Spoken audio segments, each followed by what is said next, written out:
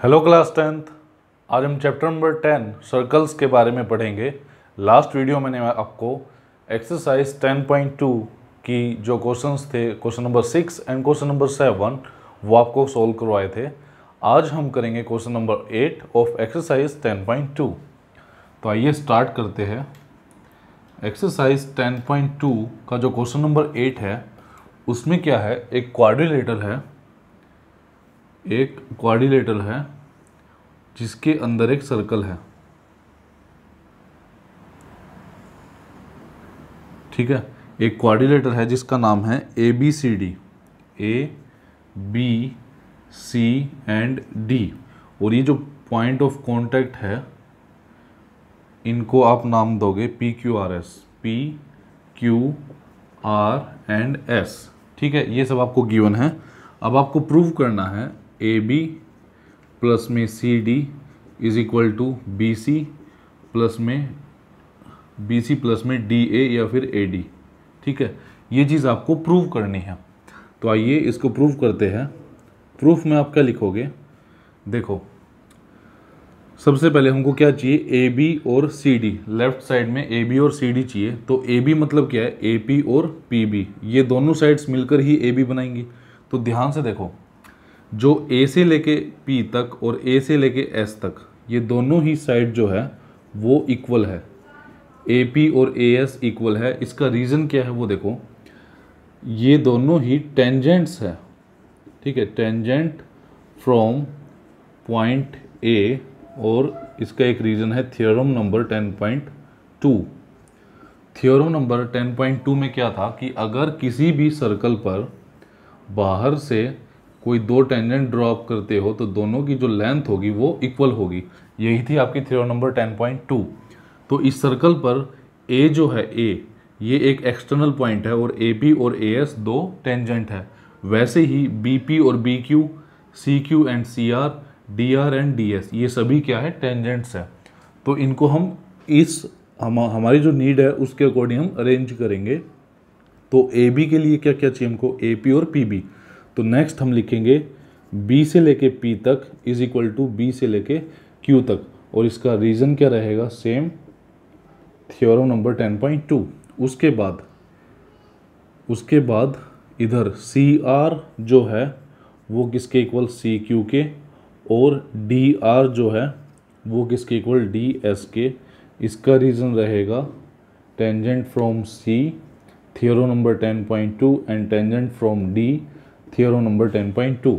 अब ये चार इक्वेशंस आ गई, equation number 1, equation number 2, equation number 3 and equation number 4। हम क्या करेंगे, इन चारों ही इक्वेशंस को ऐड कर लेंगे। Add equations 1, 2, 3 and 4। ठीक है, बस ये इस क्वेश्चन में जो मेन चीज़ ध्यान रखने की वो इनका अरेंजमेंट है कि कौन सी टर्म किस साइड आएगी। ठीक है, वो हम इसके अकॉर्डिंग लिखेंगे। तो इन चारों को जब ऐड करेंगे तो लेफ्ट साइड से लेफ्ट साइड ऐड होगी। ठीक है, AP प्लस में BP प्लस में CR प्लस में DR इज इक्वल टू ये चारों टर्म्स क्या है, AS प्लस में DS फिर प्लस में BQ एंड CQ। ठीक है, अब देखो AP प्लस BP किसके इक्वल होगा, AB के इक्वल। प्लस में CR प्लस में DR किसके इक्वल होगा, CD के। Is equal to AS plus में DS किसके इक्वल, AD के। और BQ प्लस CQ किसके इक्वल होगा, BC के। यही हमको प्रूव करना था। ठीक है, तो ये हमारा आंसर आ गया यहाँ पर। तो गाइज ये था सॉल्यूशन क्वेश्चन नंबर 8। अब करते हैं क्वेश्चन नंबर 9। ये क्वेश्चन नंबर 8 जो है वो काफ़ी इम्पोर्टेंट है, तो आप इसको ध्यान से कर लेना। एग्ज़ाम में ये करीब करीब 3 नंबर का आ ही जाता है। ठीक है, नेक्स्ट करते हैं क्वेश्चन नंबर 9। क्वेश्चन नंबर 9 में क्या है, आपको डायग्राम गिवन है। एक सर्कल है, उस सर्कल पर 3 टेंजेंट्स है, एक ऊपर, एक नीचे और एक यहाँ पर भी है। ठीक है, इसका नाम है X एंड X डैश। ठीक है, और ये है y एंड y डैश, उसके बाद ये पॉइंट है A, ये पॉइंट है C, ये पॉइंट है B, उसके बाद इसका जो सेंटर है वो है O, यहाँ से ये पूरा डायमीटर है Q एंड P, ये पॉइंट आपको गिवन है। अच्छा, उसके बाद O और A को ज्वाइन किया हुआ है एंड O एंड B को भी ज्वाइन किया हुआ है। अच्छा, इसमें करना क्या है, गिवन जो है हम पहले वो लिख लेते हैं कि गिवन में क्या क्या है, X Y is parallel to X dash Y dash, ये दो टेंजेंट्स आपको पैरेलल गिवन है। उसके बाद अब आपको प्रूव करना है, टू प्रूव में क्या करना है आपको कि एंगल ए ओ बी जो है वो 90 डिग्री का है। देखो ए ओ बी मतलब ये पूरा एंगल जो है वो 90 डिग्री का है, ये आपको प्रूव करना है। तो आइए इसको प्रूव करते हैं, ठीक है। तो उसके लिए हम क्या करेंगे, पहले हम ज्वाइन कर लेते हैं, ज्वाइन ओ एंड सी, ओ को सी से हमने मिला दिया। अब देखो हमारे पास चार ट्रायंगल बन गए, 1 2 3 एंड 4, ये चार ट्रायंगल बन गए। इन चारों ट्रायंगल्स को हम आपस में कॉन्ग्रुएंट प्रूव करेंगे। कैसे, वो देखो, सबसे पहले इन triangle O P A and triangle O C A, O P A and O C A, इन दोनों ट्रायंगल्स के अंदर देखो ओ पी से लेके ओ सी तक दोनों ही क्या है, रेडियस है, ठीक है। O P and O C radius, O से लेके ए तक दोनों ही क्या है, कॉमन है। दोनों ही ट्रायंगल में ओ ए कॉमन है। उसके बाद अब इस सर्कल के लिए ए जो है, ए वो एक क्या है, एक्सटर्नल पॉइंट, और ए से लेके पी तक एंड ए से लेके सी तक ये दोनों ही लाइन क्या है, टेंजेंट है, ठीक है। और आपको पता है थ्योरम 10.2 जो है वो क्या कहती है कि टेंजेंट्स एक ही पॉइंट से इक्वल होते हैं। तो ए पी जो है ए सी के इक्वल होगा। इसका रीज़न आप दे सकते हो थ्योरम नंबर 10.2। कौन सा रूल लग जाएगा अब, by S S S rule, triangle O P A जो है वो कॉन्ग्रुएंट है ट्रायंगल ओ सी ए के, ठीक है। अगर ऐसा है तो ये जो एंगल मान लो, इसको हम मान लेते हैं एम पॉइंट नहीं है ना, ठीक है, ये एम, ये एन और ये क्यू, क्यू है हमारे पास, आर मान लेते इसको आर, और ये मान लेते टी, ठीक है। तो देखो ऊपर दोनों ट्रायंगल्स में जो एंगल एम है वो इक्वल होगा एंगल एन के।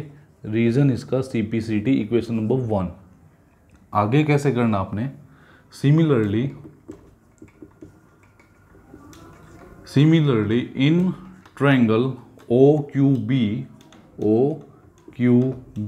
And triangle OC and B, ठीक है। इन दोनों ट्रायंगल्स के अंदर OQ is equal to OC, OQ is equal to OC, reason इसका रेडियस। उसके बाद OB जो है वो दोनों में कॉमन है, ठीक है। उसके बाद B पॉइंट एक्सटर्नल है तो BQ is equal to BC, इसका रीजन थ्योरम नंबर 10.2। तो कौन सा रूल लग जाएगा फिर से, S S S rule, triangle OQB is congruent to triangle OCB, और दोनों ट्रायंगल कॉन्ग्रुएंट है तो एंगल R और एंगल T वो भी क्या होंगे, equal. Angle R is equal to angle T, इसका रीजन CPCT, ठीक है। Theorem number 2। अब एक चीज़ देखो, PQ जो है एक कोड है, because PQ is a code कह दो या फिर आप डायमीटर भी कह सकते हो, ठीक है।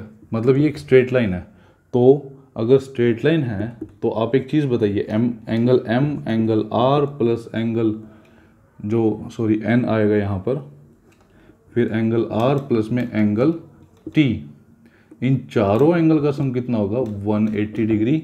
रीजन स्ट्रेट लाइन एंगल, ठीक है।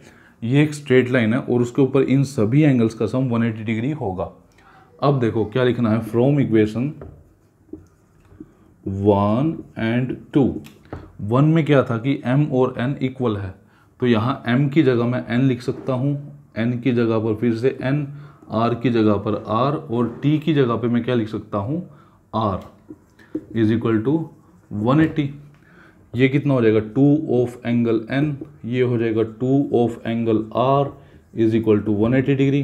2 कॉमन लेंगे तो एंगल n प्लस में angle r is equal to 180 degree. 2 multiply में डिवाइड में जाएगा, जब 180 के डिवाइड में 2 आएगा तो कितना आएगा 90। अब एक चीज़ देखो, एंगल n और एंगल r का मतलब क्या है, इन दोनों का सम का क्या मतलब है, एंगल AOB। ठीक है, तो यहाँ से आप क्या लिख सकते हो, एंगल AOB, यही तो बनेंगे इन दोनों का सम, कितना आ गया 90 डिग्री का। यही आपको प्रूव करना था। ठीक है, तो गाइज ये था सॉल्यूशन ऑफ क्वेश्चन नंबर 9। अब करते हैं क्वेश्चन नंबर 10।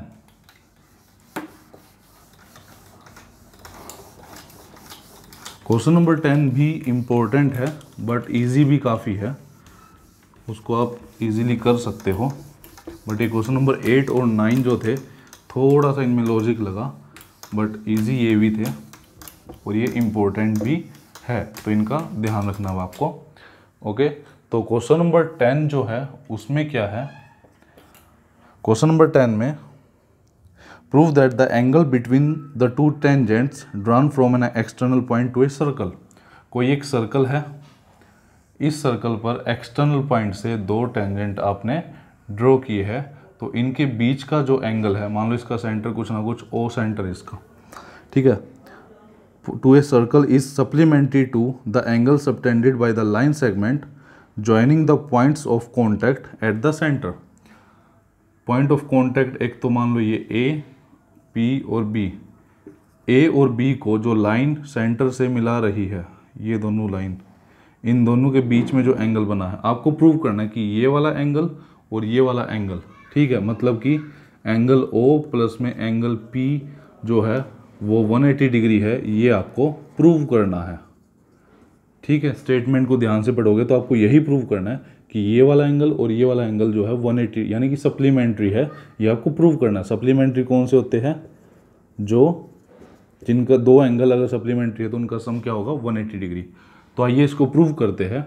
देखो, O A is perpendicular to A P, reason इसका थ्योरम नंबर 10.1 कि रेडियस और टेंजेंट आपस में परपेंडिकुलर होते हैं।